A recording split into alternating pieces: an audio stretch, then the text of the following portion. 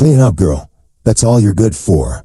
The executive's voice sliced through the air, loud enough to echo off the polished glass walls of the conference floor.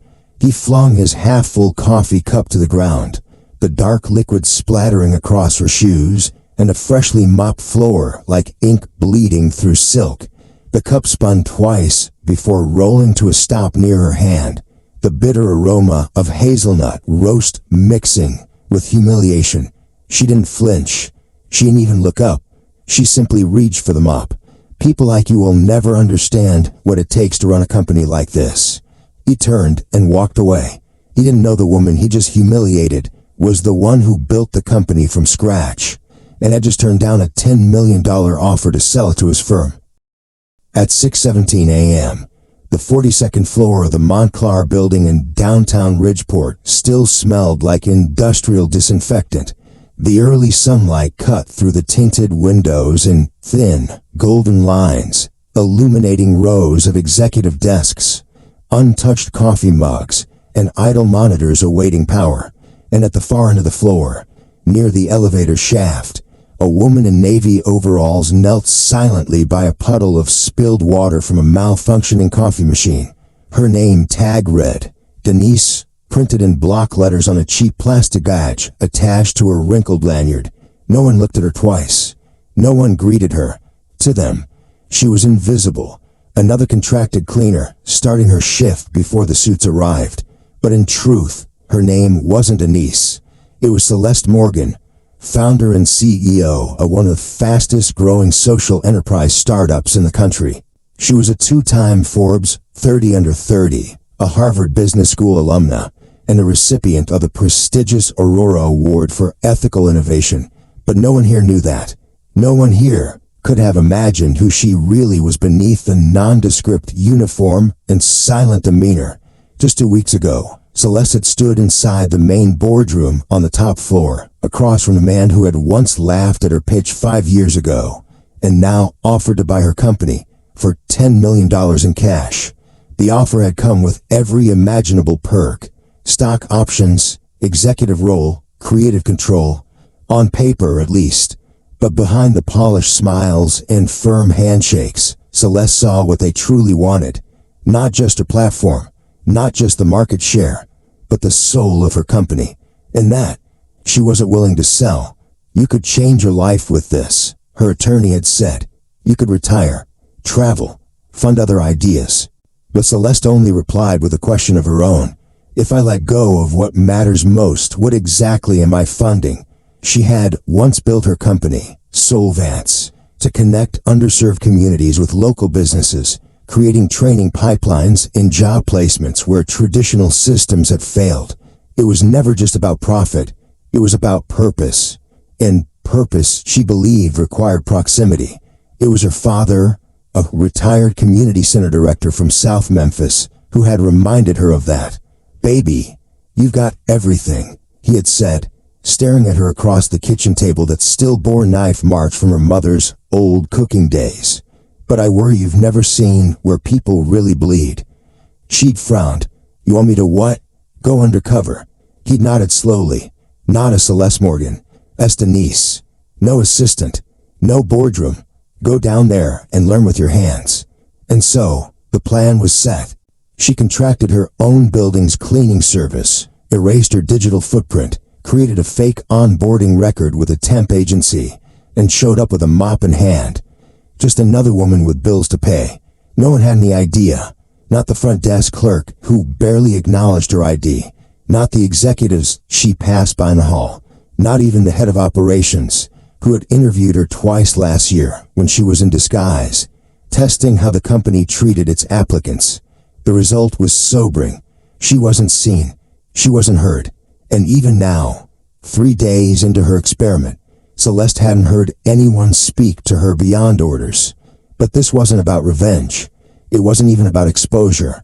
It was about clarity, about confirming something she had always suspected but never dared confront from the safety of her corner office: that systems don't just fail people, they're built to ignore them. So now, as she scrubbed dried coffee from marble tile, while an executive barked about someone missing a quarterly goal, She was watching, listening, absorbing, and what she learned in silence would soon change everything. Celeste hadn't always believed she would build something that mattered. In fact, there was a time when she wasn't even sure she'd make it out of South Memphis. Her earliest memories were filled with her mother handing out donated lunches at the neighborhood church, her father organizing weekend tutoring for kids who didn't have working internet, and neighbors bartering goods because money didn't flow down their block the way it did in Midtown.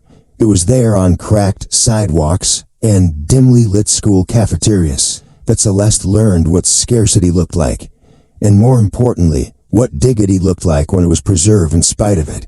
Years later, while her classmates at Harvard debated case studies about scalable impact, Celeste was already sketching out what would eventually become Solvance. It wasn't just an idea, it was a quiet rebellion. She wanted to create a model where communities weren't served from the outside in, but empowered from the inside out. That meant hiring people from those communities, training them, trusting them, giving them equity, and for a while it worked. Solvance grew faster than she could have imagined, pulling in press, grants, and angel investors. But as the numbers climbed, so did the noise. Consultants began whispering about buyouts. Venture partners started pushing her toward optimization, which too often meant automation, outsourcing, or replacing people with tools that would scale better. And then came the offer, $10 million for her stake, full exit, no strings. She could walk away, start something else, or simply rest. But resting wasn't the problem. The problem was what they would do with what she'd built. Celeste had taken exactly 3 days to think it through. 3 days where she didn't sleep much, where her phone buzzed every 30 minutes with questions from lawyers and investors and reporters hungry for a headline.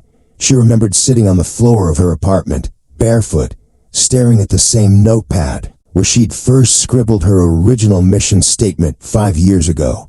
Restore power through opportunity. She'd written it with a black Sharpie and underlined it twice. Back then it felt bold. Now it felt fragile, like something that could be erased with one signature.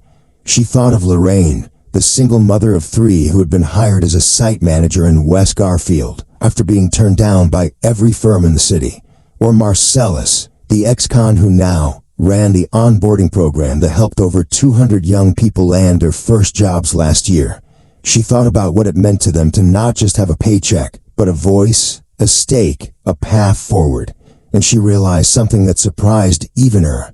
She didn't want to sell, not because she couldn't use the money, not because she didn't feel tired, but because if she gave it up now, Solvance would become just another company run by people who had never tasted hunger. Never waited in line for Wi-Fi at the library, never been told they were too broken to hire. It would lose the heartbeat. When she told her father about her decision, he didn't smile. He just nodded, slow and solemn. Then you gotta know why you're doing it, baby, he'd said. Because if you're gonna keep walking this road, there's gonna be days where all you see is fog. And on those days, purpose is the only compass you've got. Those words echoed in her head now, as she moved from one office to the next, emptying bins, wiping fingerprints from chrome handles, and overhearing conversations she never would have heard from her own suite upstairs. People talked openly around her, not to her. They griped about inefficiencies, mocked community initiatives, laughed at partnerships with non-scalable sectors. One man scoffed that Solvance was wasting resources on hope. Another called it a feel-good brand with no backbone, and yet Celeste didn't interrupt. She noted their names, memorized their words, not because she wanted revenge, but because she wanted truth. These were the same people who would have been placed in charge if she sold, and every word they said was a confirmation she had made the right decision. Still, there were moments, brief, cutting ones, where doubt crept in, like when she stood in the service hallway and saw 2 executives toast to streamlining the field teams, or when her hands ached from scrubbing the base of a toilet she'd once walked past in heels. But then late one evening, something shifted. She'd stayed behind after a shift, walking the floors like she used to do when Solvance first launched, checking details, running numbers in her head, feeling the space breathe. That's when she spotted her own portrait, hanging in a quiet corner of the lobby wall, a founder's gallery no one ever visited. She watched as a young intern passed by and glanced at the photo, without slowing. "They say she turned down 10 million, he mumbled to a friend. "Crazy, right?" His friend just shook his head. "Nah, kinda legendary." And with that, they disappeared into the elevator, unaware that the woman they were discussing stood just a few feet away, mop in hand, smile spreading gently across her face. That night, Celeste returned to her apartment with a clarity she hadn't felt in years. This wasn't just about holding on to a company. It was about protecting a legacy, one that didn't scream for headlines, but whispered change in everyday choices. One that believed true power was shared, not hoarded, and that sometimes the most radical thing a black woman could do was say no. No to wealth without soul. No to systems built without empathy. No to the idea that impact had to come at the cost of humanity. She poured herself a glass of water, stared at the quiet skyline of Ridgeport, and spoke softly to the night. "They'll never understand why I turn it down," she said. "But I do, and that's enough." The headlines didn't take long to arrive. Within 48 hours of Celeste's decision becoming public, the media began dissecting every angle with the kind of surgical frenzy reserved for fallen tech stars or shocking mergers. Black CEO rejects $10 million buyout, pride or principle. Read one. Another called it a billion-dollar mistake in the making. Some pundits praised her courage. Others questioned her sanity. But the most biting critiques came not from strangers, but from familiar voices cloaked in polite concern. "You're too idealistic," said one of her early investors, a man who once applauded her for breaking industry molds. "You can't change the world if you're too stubborn to play the game." Another, a former classmate turned venture capitalist, simply texted, "Bold, but foolish." And then came the meetings, the subtle pushback from within. Her board didn't challenge her decision openly, but their tone shifted.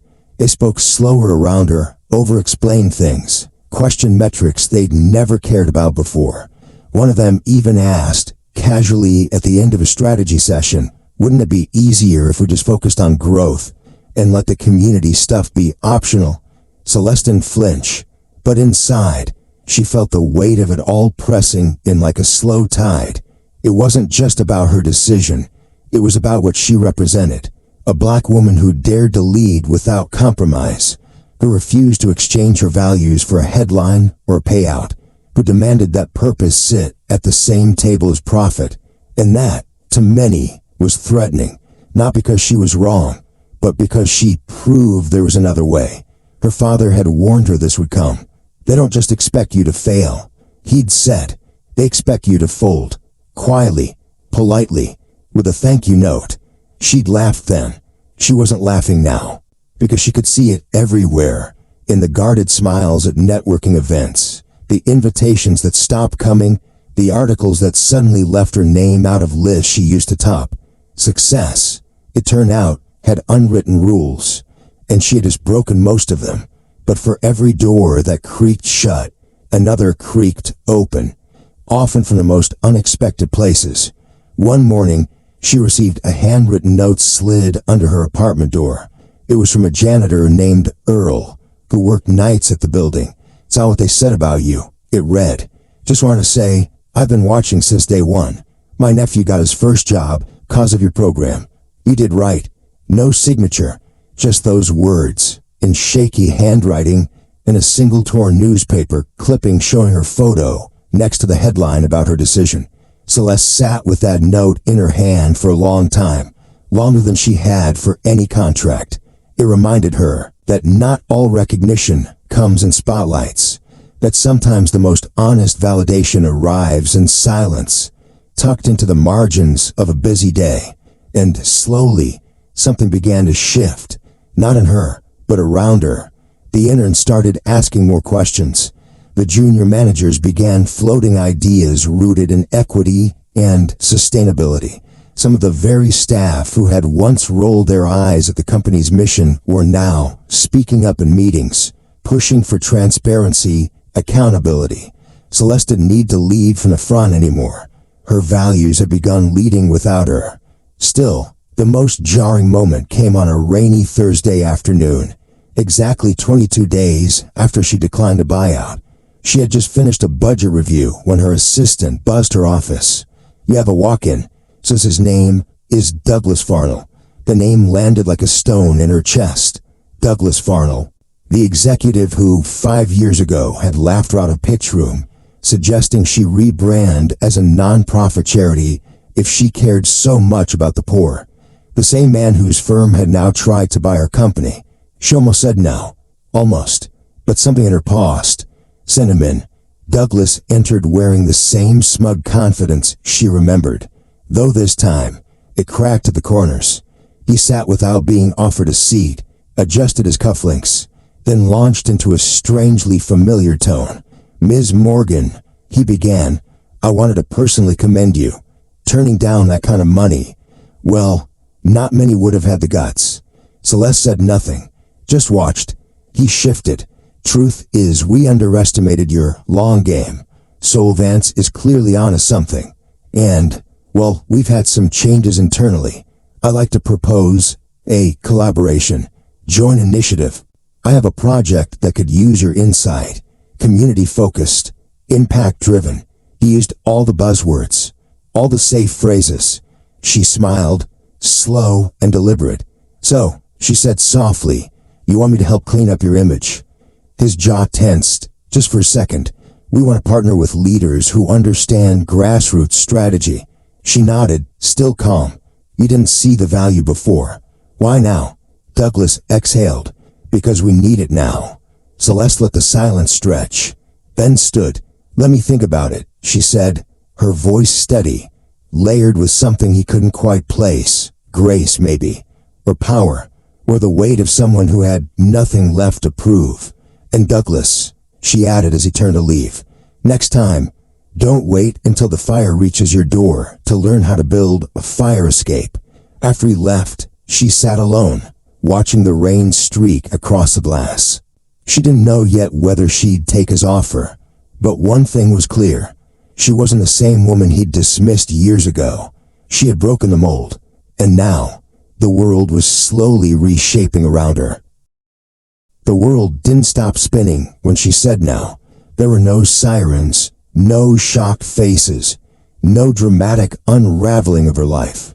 Instead, there was a strange quiet, a pause, and then motion.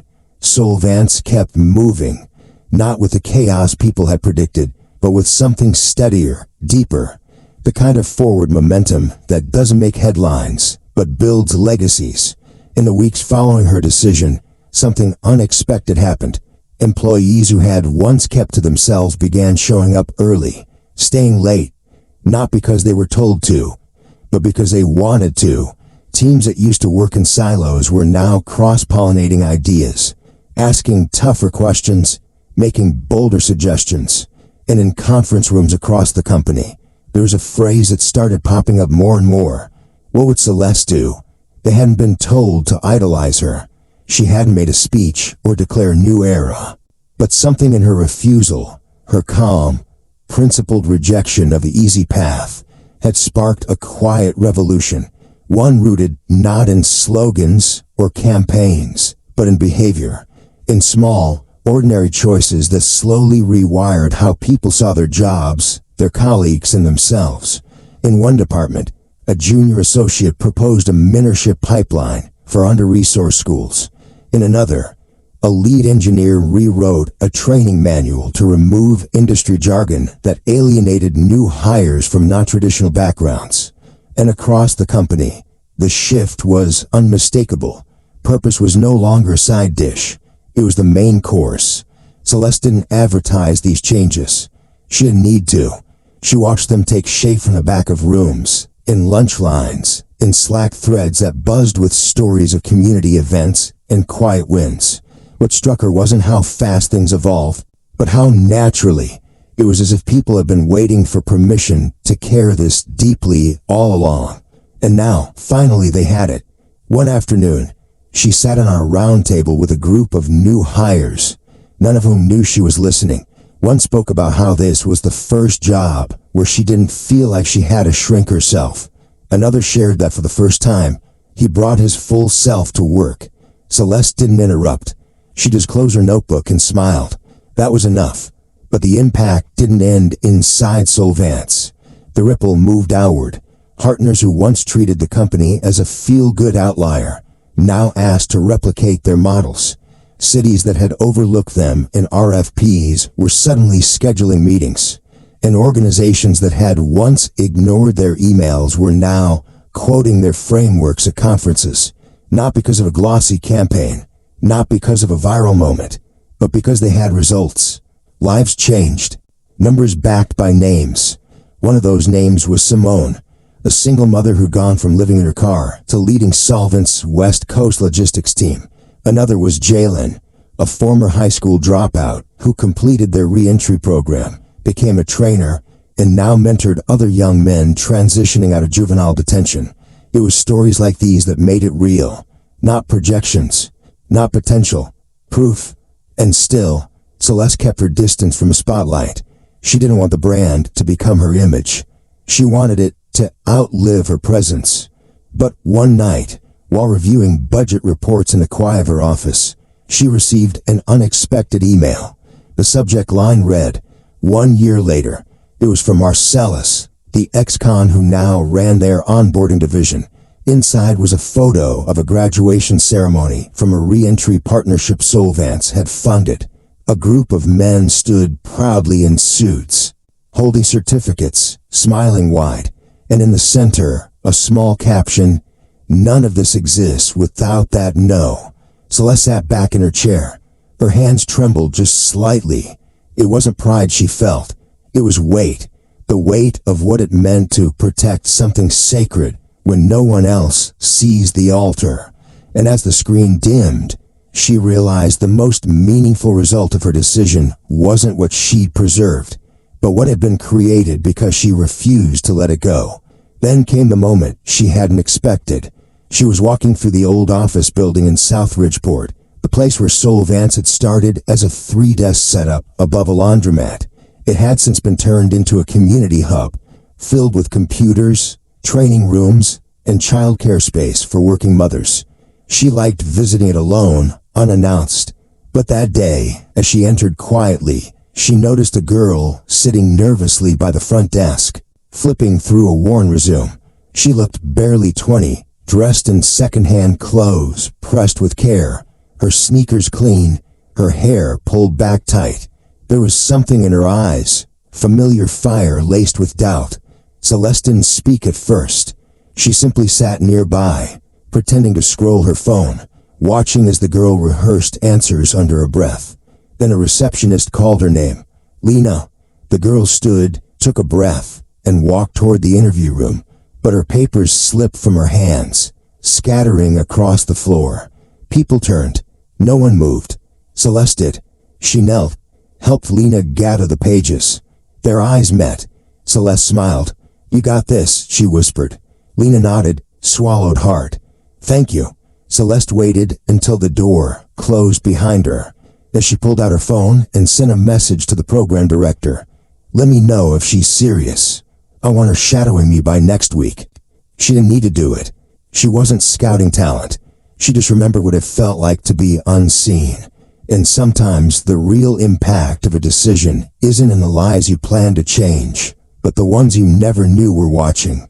That night, as Celeste rode home in silence, the city lights flickering against the window, she thought about all the things that no had made room for.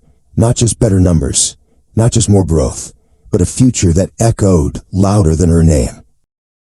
Change doesn't always announce itself with a bang. Sometimes it arrives in whispers, in choices made when no one's clapping, in quiet rooms where courage sounds a lot like doubt, and in that space between what's easy and what's right, someone decides to stay the course. That was Celeste Road. Not glamorous, not convenient, but grounded. And now, years after she turned down a deal that could have bought her everything she never asked for, she stood on a rooftop in Ridgeport, the the wind brushing gently against her face, the lights of a city she helped reshape flickering beneath her like a constellation she once only dreamed of touching. Below her, in dozens of rooms scattered across the city, her impact was unfolding in real time. A young man walked into his first interview with a suit he earned through a mentorship stipend. A mother dropped her toddler off at a Solvents-funded childcare center and walked into her first coded class. A team of interns gathered around a whiteboard, planning the launch of a product no one had believed they could build. And none of them knew her name. Not really. Not all of them, at least. But they were standing on the foundation she refused to sell. Celeste never set out to be a symbol. She just didn't want to disappear into the machine. She didn't want her name to be remembered more than her values. That's why she stopped giving keynote speeches. Why she let others take credit in press releases. Why she started asking more questions than she answered. Because real leadership, she believed, wasn't about the noise. It was about the echo. And the loudest echoes came from action. One morning, she received a letter, handwritten, folded neatly inside a plain white envelope. It was from someone named Alyssa, a high school teacher in North Haven. Her students had studied Solvent's model in a civic engagement class. They'd picked apart her original mission statement, debated her decision to reject the buyout, and created projects of their own. "We didn't all agree with you," Alyssa wrote. But every one of them walked out of that classroom asking one question: what matters more, money or meaning? Thank you for that. Celeste sat with that letter for hours, not because it validated her, but because it proved something she'd quietly hoped, that stories don't have to be dramatic to be powerful. They just have to be true. And if they're lived well enough, long enough, honestly enough, they ripple. And someone, somewhere, starts asking better questions. So maybe that's what this was really about. Not the company, not the legacy, but the permission it gave others to think differently, to slow down, to assess the trade-offs, to push back when the price for success is their soul. Maybe it was about that one woman sitting at her desk right now, staring at a job offer that would require her to compromise something sacred, or that man being told he's foolish for turning down a promotion that would pull him from his kids, or that student wondering if chasing impact instead of income is naive. To all of them, Celeste's story wasn't an answer. It was a mirror. Because here's the truth. You don't have to be rich to choose principle. You don't have to be powerful to protect your purpose. You don't have to be known to be brave. You just have to say no when the world says you're crazy. You have to say yes when no one's watching. You have to stay grounded when everything around you screams flight. And when the time comes when someone younger, less sure, more scared stands at their own crossroads, you have to remember what it meant to have someone choose the harder path so you'd know it was possible. And then you have to do it again. For them. For you. For whatever is waiting on the other side of your silence. Because if someone else's courage made your path clearer, imagine what yours might do for the next. Celeste never told anyone this, but she had a small note taped inside her drawer. It was handwritten, faded, smudged at the corners.